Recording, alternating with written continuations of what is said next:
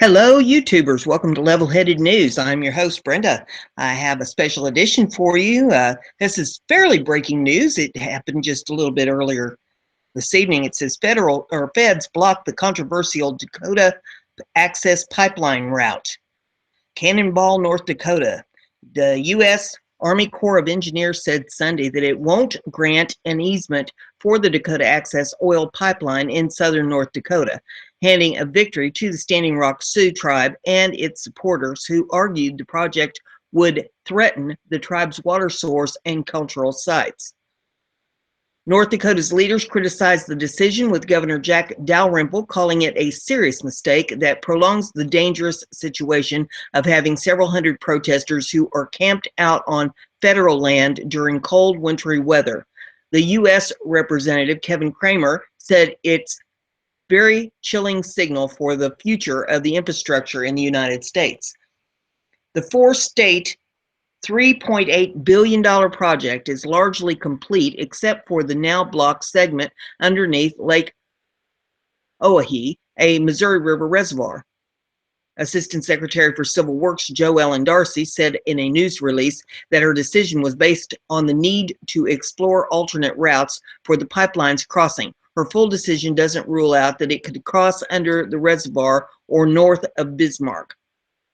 Although we have had continuing discussion and exchanges of new information with Standing Rock Sioux and Dakota Access, it's clear that there's more work to do, Darcy said.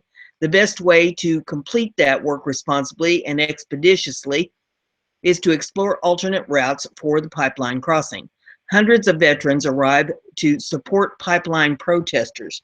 The company constructing the pipeline, Dallas-based Energy Transfer Partners, had said it was unwilling to reroute the project. It had no immediate comment on Sunday.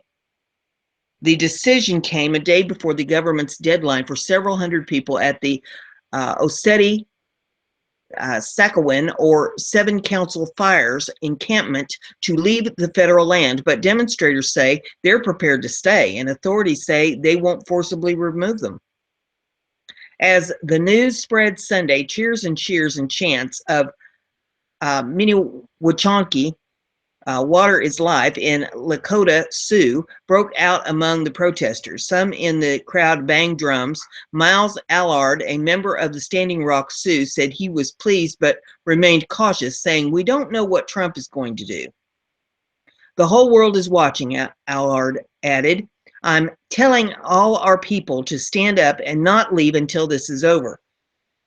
Attorney General Loretta Lynch said Sunday that the Department of Justice will continue to monitor the situation and stands ready to provide resources to help all those who can play a constructive role in easing tensions. The safety of everyone in the area, law enforcement officers, residents alike, continues to be our foremost concern, she added. Carla Youngbearer, the Missawaukee Pato, I'm not sure I'm pronouncing this right, Potawatomi tribe, made her third trip from central Kansas to be at the protest site. "I have grandchildren and I'm going to have great-grandchildren," she said. "They need water. Water is why I'm here." Standing Rock Sioux Tribal Chairman Dave Archambault didn't immediately respond to messages left seeking comment. Morton County Sheriff Kyle Kirschmeyer, whose department has done much of the policing for the protests, said that the local law enforcement does not have an opinion on the easement and that his department will continue to enforce the law. U.S. Secretary for the Interior Sally Jewell said in a statement that the Corps' thoughtful approach ensures that there will be an in-depth evaluation of alternative routes for the pipeline and a closer look at potential impacts. Earlier Sunday, an organizer with Veterans Stand for Standing Rock said tribal elders had asked the military veterans not to have confrontations with law enforcement officials, adding the group is there to help out those who've dug in against the project. About 250 veterans gathered about a mile from the main camp for a meeting with organizers. Wes Clark Jr., the son of former Democratic president candidate General Wesley Clark, The group had said about 2,000 veterans were coming, but it wasn't clear how many actually arrived. We have been asked by the elders not to do direct action, Wes Clark Jr. said. He added that the National Guard and law enforcement have armored vehicles and are armed, warning, if we come forward, they will attack us. Instead, he told the veterans, if you see someone who needs help, help them out. Authorities moved a blockade from the north end of Backwater Bridge with the conditions that the protesters stay south of it and come there only if there is a prearranged meeting. Authorities also asked protesters not to remove barriers on the bridge, which they have said was damaged in the late October conflict that led to several people being hurt, including a serious arm injury. That heavy presence is gone now, and I really hope in this de-escalation they see that, and in good faith, the leadership in those camps will start squashing the violent fractions. Cass County Sheriff Paul Laney said in a statement, reiterating that any violation will result in their arrest.